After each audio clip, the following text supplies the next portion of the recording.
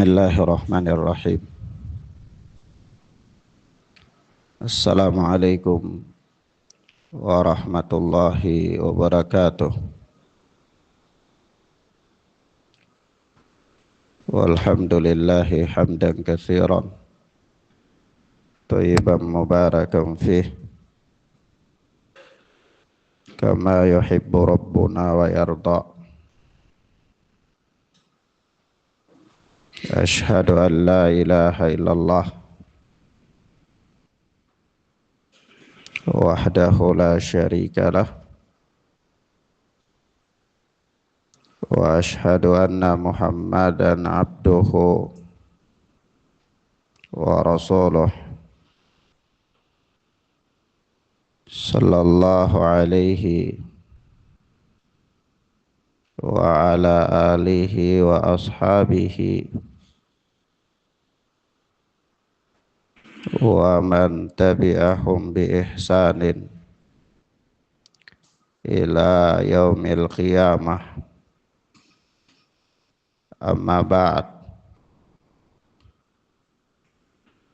Ikhwanna fid din,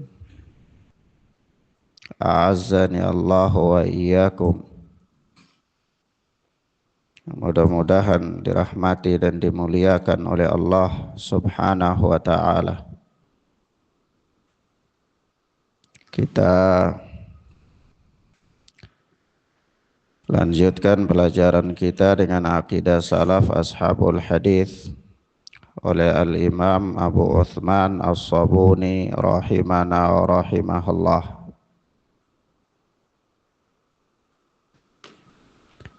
Berkata Al-Imam As-Sabuni rahimana wa rahimahullah,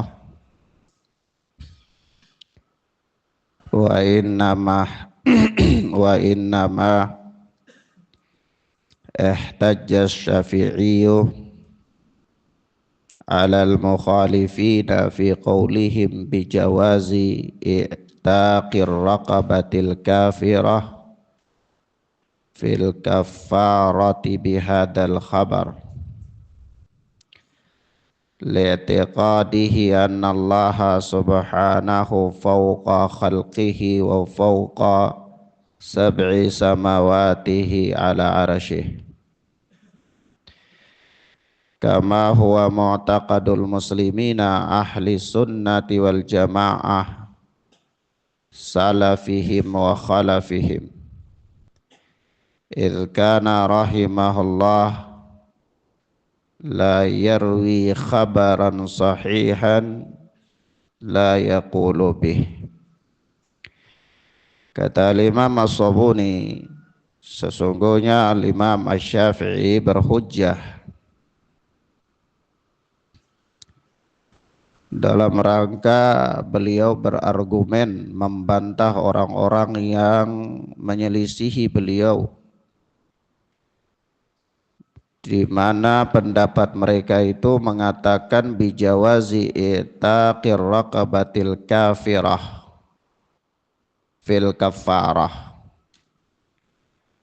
di mana pendapat orang-orang yang menyelisihi beliau itu mengatakan bahwa bolehnya membebaskan budak kafir, budak yang tidak beriman, sebagai bentuk kafarah. Bihadzal khabar, beliau berhujjah itu dengan khabar ini, dengan hadis ini. Hadis mana yang dimaksud?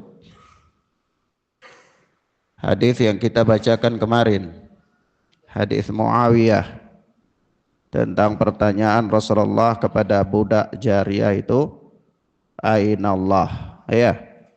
Naam. Imam Syafi'i berhujjah dengan nas tersebut untuk membantah orang-orang yang menyelisihi beliau, yang mengatakan bahwa bolehnya budak yang tidak beriman itu dijadikan kafarat. Li'tiqadihi anna Allah subhanahu fawqa khalqih.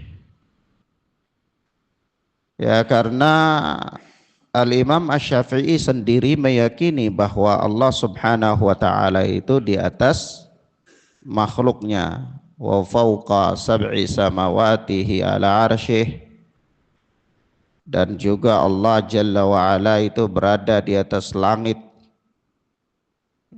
yang 7 dan beliau beristiwa di arsy. Bukan beliau, dan Allah Subhanahu wa taala beristiwa di arsy. Kama huwa mu'taqadul muslimina ahli sunnati wal jamaah salafihim wa khalafihim. Sebagaimana itu adalah keyakinannya kaum muslimin ahlu sunnati wal jamaah, baik yang salaf mereka maupun yang khalaf mereka. Idh kana rahimahullah la yarwi khabaran sahihan la yaqulu bih. Karena Al-Imam Asy-Syafi'i rahimana wa rahimahullah sendiri itu beliau tidak pernah meriwayatkan suatu hadis yang sahih lalu beliau tidak berpendapat dengannya. Itu tidak mungkin. Artinya kalau beliau meriwayatkan sebuah hadis yang sahih dalam satu permasalahan, itu tidak usah tanya apa pendapat beliau dalam masalah itu, tidak usah. Karena hadis sahih yang beliau riwayatkan itu sudah cukup jadi pendapat bagi beliau. Paham ya ikhwan? Nah, tidak mungkin Al-Imam Asy-Syafi'i dalam kehidupan beliau, ya, tidak mungkin beliau itu meriwayatkan suatu hadis lalu beliau tidak berpendapat dengan hadis itu. Beliau punya pendapat lain yang tidak dengan hadis tersebut. Paham maksudnya ya? Nah, sehingga asumsinya adalah ketika Al-Imam Asy-Syafi'i rahimahullah membawa hadis tentang membebaskan budak, hadis Muawiyah bin Hakam, ketika hendak ingin membebaskan budaknya, lalu Rasulullah panggil budak itu, tanya kepadanya, Ainallah wa man ana. Dia menjawab bahwa Allah fis sama wa anta Rasulullah. Lalu apa kata Rasulullah sallallahu alaihi wasallam? Bebaskan dia fa innaha mu'minah. Bebaskan dia karena dia seorang wanita yang beriman. Al-Imam Asy-Syafi'i ketika membawa hadis ini sebagai riwayat, itu beliau mengatakan, memberikan asumsi bahwa riwayat ini dipakai oleh Al-Imam Asy-Syafi'i sebagai hujah di dalam untuk mengatakan sebagai argumen kepada orang-orang yang mengatakan bolehnya membebaskan budak sebagai kafarat itu walaupun bukan mukmin. Itu beliau berhujah dengan hadis ini. Artinya dalam pandangan Imam Syafi'i hadis ini sahih. Paham gak? Nah, ketika dalam pandangan Imam Syafi'i hadis ini sahih, berarti konsekuensinya apa? Imam Asy-Syafi'i rahimahullah meyakini kebenaran hadis ini. Ketika Al-Imam Asy-Syafi'i meyakini kebenaran hadis ini, dengan jelas konteks hadis mengatakan Allah Subhanahu wa taala beristiwa di arsy, begitu. Dan itulah menjadi keyakinan Al-Imam Asy-Syafi'i. Kenapa? Alasan mendasarnya itu karena Al-Imam Asy-Syafi'i tidak pernah meriwayatkan sebuah hadis yang sahih lalu beliau berpendapat lain selain dari hadis itu. Paham ya? Sehingga sisi pendalilannya begini. Seandainya antum tidak mendapatkan keterangan Al-Imam Asy-Syafi'i secara lafaz yang menerangkan bahwa Allah itu fis sama misalnya, iya, atau Allah istiwa ala arsyih, Allah beristiwa di atas arsy-Nya. Seandainya antum tidak mendapatkan satu keterangan secara konteks dari lafaz keterangan Al-Imam Asy-Syafi'i yang mengatakan begitu, maka cukuplah dengan Al-Imam Asy-Syafi'i mencantumkan hadis ini di dalam kitab menunjukkan bahwa itulah keyakinan Al-Imam Asy-Syafi'i. Mafhum ya ikhwan? Paham ya? Baik. Sehingga terkadang begini, di dalam berhujah itu terkadang kita tidak mendapati keterangan langsung, keterangan ulama langsung. Tetapi dalam riwayat-riwayat itu ada mafhum. Ketika seorang imam dia beristidlal dengan sebuah hadis, walaupun mungkin dalam satu bab dia tidak menyebutkan hadis itu atau dia tidak menyebutkan pendapatnya secara gamblang, tapi dia mencantumkan hadis. Maka itu memberikan asumsi kepada kita bahwa itulah pendapat sang imam. Paham ya ikhwan? Ya, kalau kadang-kadang ada orang katakan, mana ucapan Imam Syafi'i? Mana ucapan Imam Syafi'i? Nah, mungkin antum sulit untuk mendapatkannya. Iya. Karena walaupun memang ada ya keterangan Al-Imam Asy-Syafi'i rahimahullah yang ana nukilkan dari keterangan Al-Imam Ibnu Abi Hatim yang sudah ana bacakan kemarin ya tentang nama-nama dan sifat-sifat Allah tabaraka wa taala. Baik. Nah, di sini ikhwan ada faedah tambahan yang ingin ana sampaikan. Al-Allamah Syekh Dr. Ruby bin Hadi Al-Madkhali hafizana wa hafizahallah, ketika beliau mensyarah perkataan ini kata beliau begini, fal musannif yu'akkidu anna Syafi'i mutamassikun bil kitabi was sunnah wa annahu la yaruddu nassan min nususil kitabi wa sunnah sawa'un fi babi i'tiqadid au fi babil furu'i wal amaliyat fahuwa idza waradahu nassun min kitabillahi au min sunnati rasulillahi sallallahu alaihi wasallam la budda ay ya'mala bih wa la budda ay yusaddiqahu wa la yahida an hadzal manhaj. Baik. Paham maksudnya? Hah? Belum paham? Sudah tahu apa ilmu nahwu belum paham? Iya, nah. Baik. Tidak perlu diterjemahkan ya, Pak Wawan. Baik. Begini kata Syekh Ruby bin Hadi ketika membawa riwayat ini, kata beliau begini, fal musannif, penulis itu siapa di sini? Al-Imam Al-Musannif, penulis siapa namanya? Al-Imam As-Sabuni. Jadi Al-Imam As-Sabuni dengan pembawaan riwayat ini itu yu'akkidu anna Syafi'i mutamassikun bil kitabi was sunnah. Ya, yaitu penulis ingin memberikan keterangan kepada kita bahwa Al-Imam Asy-Syafi'i rahimahullahu ta'ala itu beliau sangat memperhatikan dan sangat keras, sangat memberikan perhatian untuk berpegang teguh dengan Al-Quran dan Sunnah.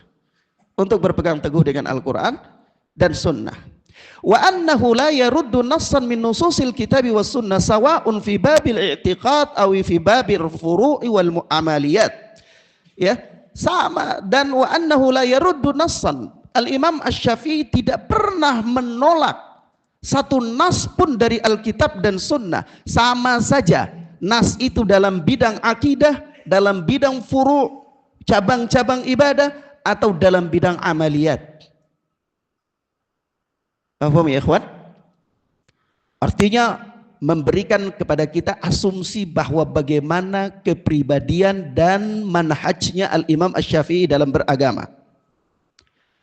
Al-Imam Asy-Syafi'i rahimahullah dalam beragama sangat teguh, berpegang teguh dengan Al-Quran dan Sunnah, dan tidak pernah menolak sedikit pun nas yang sahih dari Al-Quran dan Sunnah dalam bidang apa saja. Beliau tidak milih-milih. Ketika hadis itu sahih, nas itu sahih dalam bidang akidah, dalam bidang ibadah, dalam bidang amaliyat, ya, itu pasti beliau berpegang teguh dengannya. Paham ya ikhwan? Baik. Kemudian la budda ay ya'mala bih wa la budda ay yusaddiqahu wa la yahida an hadzal manhaj. Al-Imam Asy-Syafi'i rahimahullahu taala itu beliau ketika mendapati nas dari Al-Quran dan Sunnah itu beliau pasti beramal dengannya, beliau pasti membenarkannya, dan beliau tidak pernah menyimpang dari manhaj ini. Manhaj apa? Manhaj berpegang teguh dengan Alkitab dan Sunnah. Tidak pernah menyimpang dari manhaj tersebut. Nah, dan ikhwan, ini merupakan adab yang bagus. Dan sudah selayaknya bagi seorang penuntut ilmu, seorang muslim pada umumnya, itu dia harus beradab terhadap Al-Quran dan Sunnah. Dan adabnya Al-Quran dan Sunnah, adab terhadap Al-Quran dan Sunnah itu berpegang teguh dengan Al-Quran dan Sunnah dan tidak boleh berpaling kepada selainnya daripada Al-Quran dan Sunnah. Kenapa? Tatkala seseorang berpaling dari Al-Quran atau Sunnah kepada alternatif-alternatif yang lain, atau ketika dia punya metode-metode yang baru yang dianggap metode itu lebih memberikan solusi daripada Sunnah, maka keimanan orang ini perlu dipertanyakan. Kenapa? Karena Allah Subhanahu wa taala mengatakan begini, "Fala wa rabbik la yu'minuna hatta yuhakkimuka fima shajara bainahum, thumma la yajidu fi anfusihim harajan mimma qadaita wa yusallimu taslima." Yaitu apa? Fala wa rabbik, demi Rabbmu, la yu'minuna hatta yuhakkimuka fima shajara bainahum.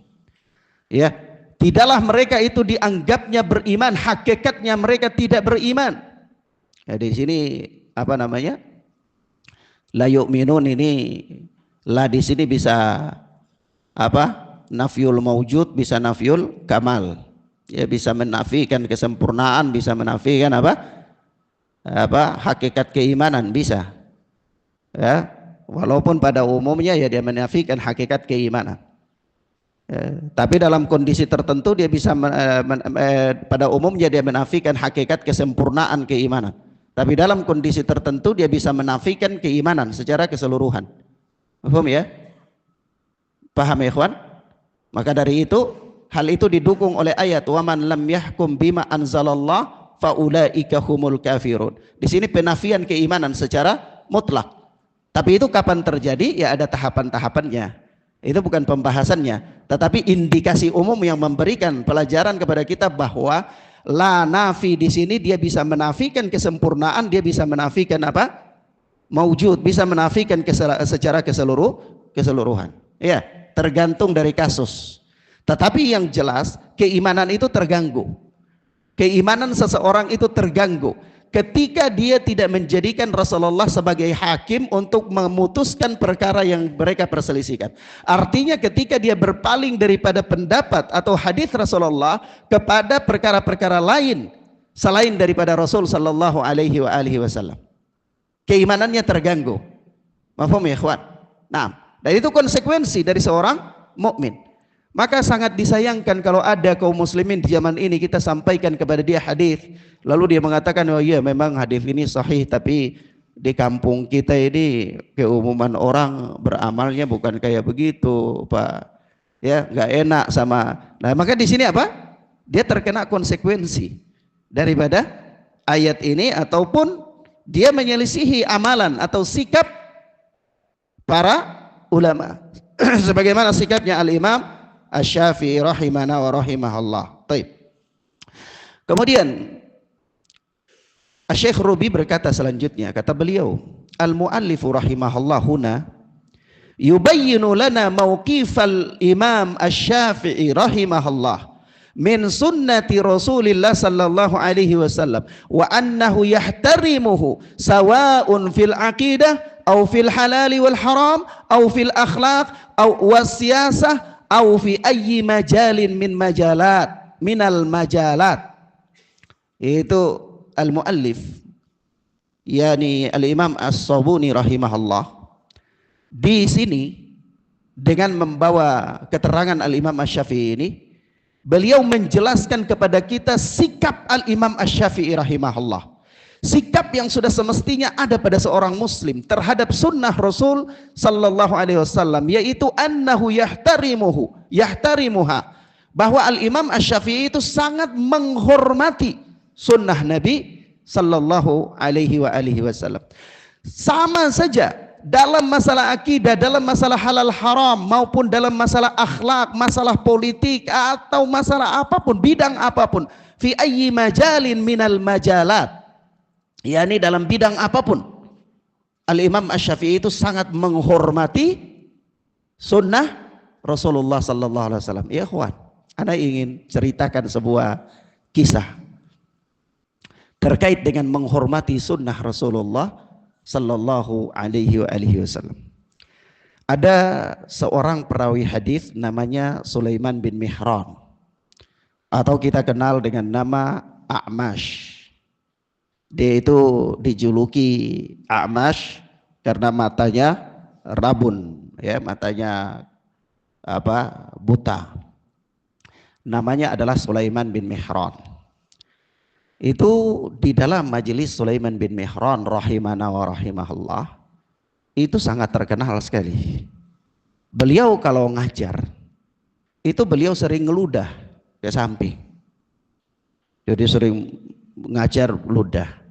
Ya memang apalagi masjid-masjid tempat ngajar dulu misalnya di Ma'had atau di mana itu nggak ada keramik ya. Tapi kalau ada keramik nggak boleh ludah antum. Iya. Nah, dari itu beliau sering ngeludah. Dan ma'ruf di majelis beliau itu jamaahnya banyak. Antum tahu kan, zaman dulu nggak ada pengeras suara ya. Jadi nanti kalau beliau baca satu hadis ya orang yang di belakang sambung ya. Orang yang sambung itu pun orang tertentu, nggak boleh sembarangan. Orang yang telah mendapatkan izin. Ya, begitu pula kita misalnya sampai di suatu tempat langsung mau berikan nasihat ya, nggak boleh. Nanti ada orang di situ yang lebih berhak kalau izinkan antum untuk sampaikan nasihat ya sampaikan, kalau enggak jangan ya, bukan urusan antum. Dalam artian ada adabnya. Kenapa? Wabil adab tafhamul ilma. Kata para ulama, dengan adab itu engkau akan memahami ilmu. Dengan adab engkau akan memahami ilmu. Jangan mentang-mentang sudah hafal ini, sudah hafal itu. Ya katanya sudah punya ilmu ini, punya ilmu itu lalu seenak-enak hati. Ya. Nah, karena likulli maqam maqal. Masing-masing tempat itu ada bahasannya sendiri-sendiri. Ya, tidak boleh satu bahasan atau menghajar di segala macam tempat dan kondisi. Nah, maka ikhwan fiddin azani Allah wa iyyakum. Jadi Al-Imam Sulaiman bin Mihran ini majelis sebelah kirinya tuh depan itu selalu kosong. Setiap orang datang duduk gitu. Nggak mau duduk di samping karena nanti kalau duduk di samping tiba-tiba diludahi. Nah. Jadi ada satu ketika ada seseorang yang baru datang di dalam majelis itu, lihat, wah penuh majelisnya. Lihat di depan, wah ada kosong, dia datang ke kosong. Ya, beda ya kalau kita lihat kosong kita malah pindah lagi lebih jauh ya. Nah, kalau ulama dulu ya dia lihat kosong dia rapat. Kalau kita di Yaman itu ada seseorang sampai diberikan julukan oleh Syekh Gundar. Gundar itu julukan kepada seorang imam ahli hadis ya. Kenapa dia diberikan julukan itu? Karena dulu begitu ada di majelis ilmu orang belajar, dia tuh sering reseh, agak kadang suka terganggu. Apa sedikit ada dia terganggu, jadi ganggu jamaah. Maka diberikan julukan Gundar. Nah ini si fulan waktu di Yaman juga gitu. Jadi kita belajar di bawah-bawah pohon, pasir luas, tanah lapang. Jadi kalau belajar itu kadang-kadang burung-burung lari, hinggap. Orang nggak pusing, nggak terganggu, fokus. Ya. Nah ini ada satu ikhwah dia sering terganggu. Begitu ada burung ya, kata Syekh Gundar. Diberikan juga julukan demikian. Nah di majelis Imam A'mash ini orang tahu bagaimana ihtiramnya beliau terhadap hadis Nabi Sallallahu Alaihi Wasallam. Gak boleh ribut, gak boleh buat majelis tandingan, gak boleh. Ada majelis lagi di belakang gak boleh. Apalagi suaranya keras gak boleh. Maka apa ya ikhwan fiddin azani Allah wa iyyakum? Itu begitu. Kenapa? Karena kalau berani ada suara ribut, tutup kitab pulang dia, gak mau ngajar. Gak mau Gak mau ngajar. Karena itu dianggap tidak ihtiram terhadap ilmu, tidak ihtiram terhadap hadis Nabi Sallallahu Alaihi Wasallam. Nah orang ini datang duduk di situ, dia baca hadis, tiba-tiba dia meludah, kaget orang ini mau gerak, pindah kata jamaah apa? Dia udah boleh gerak. Ya. Kenapa? Karena kalau gerak kita semua kehilangan ilmu ini. Sudah antum duduk di situ, resiko. Ya. Akhirnya duduk aja sampai selesai daras itu penuh ludah. Ya, penuh ludah. Tapi setelah itu orang ini tidak tahdir Imam Ahmad ya.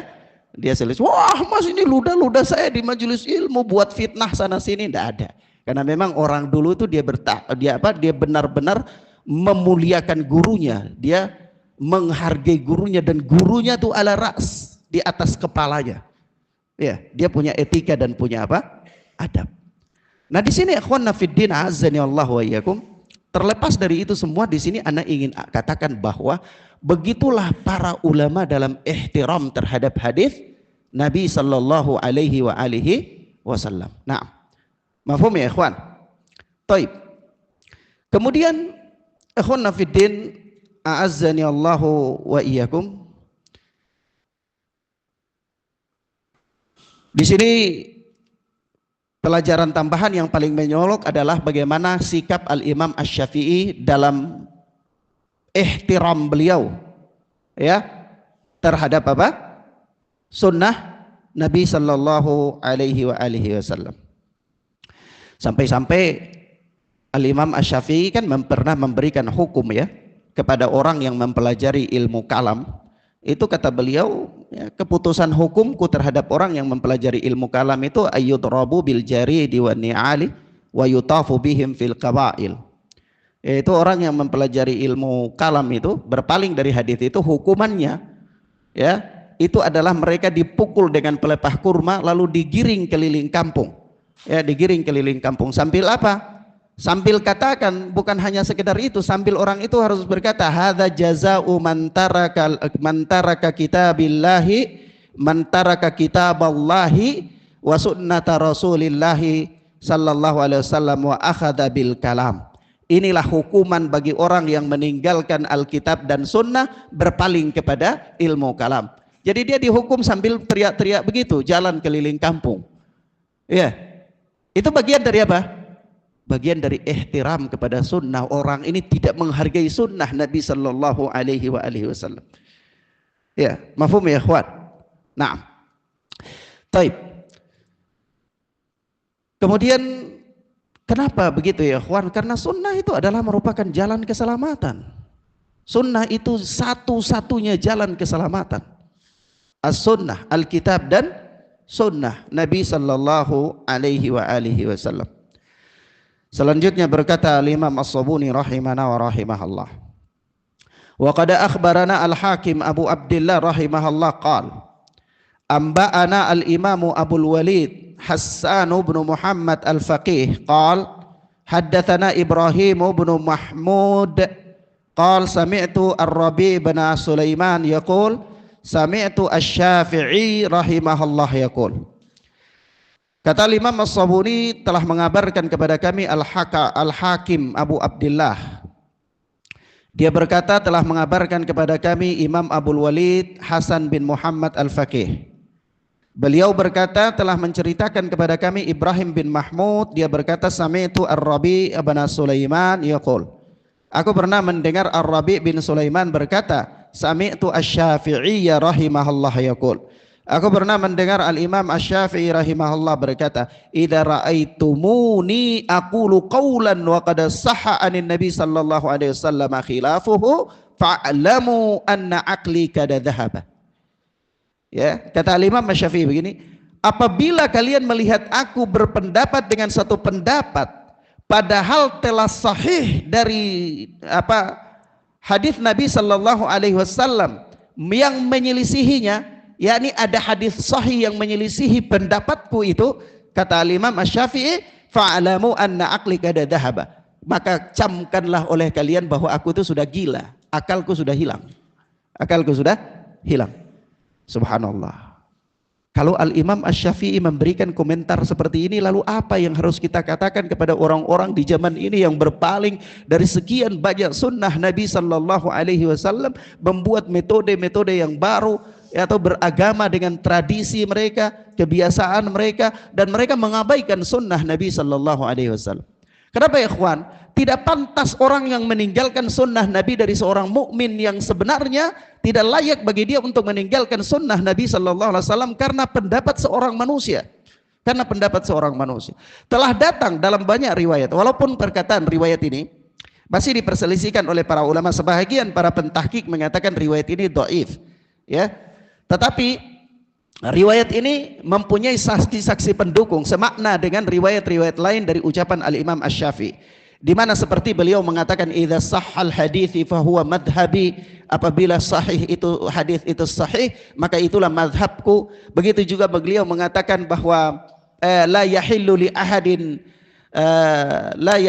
ahadin ayyakhudha biqaulihi ma lam ya'lam min aina akhadnah, ya, tidak halal bagi seorang pun untuk mengambil salah satu pendapat dari pendapat kami, yaitu pendapat Al-Imam Abu Hanifah, pendapat Al-Imam Malik, pendapat Al-Imam Asy-Syafi'i, pendapat Al-Imam Ahmad rahimahullah, selama dia belum tahu dari mana kami mengambil pendapat tersebut. Yakni di atas apa dasar pendapat tersebut? Di atas apa, ikhwan? Di atas apa dasar pendapat tersebut dibangun? Nah, maka ikhwanna fiddin azani Allah wa iyyakum, sehingga para pensyarah kitab akidah salaf ini itu ada ucapan yang paling bagus, kata mereka begini. Kalau antum membaca beberapa syarah itu mereka mengatakan begini, bahwa memang kalau seorang mukmin yang masih normal itu dia tidak mungkin berpaling daripada sunnah Nabi sallallahu alaihi wasallam kepada yang lain. Perbuatan berpaling dari sunnah Nabi kepada yang lain itu hanya perbuatan orang gila, hanya perbuatan orang gila. Maka Al-Imam Asy-Syafi'i mengatakan kada dhahaba aqli, bahwa apa?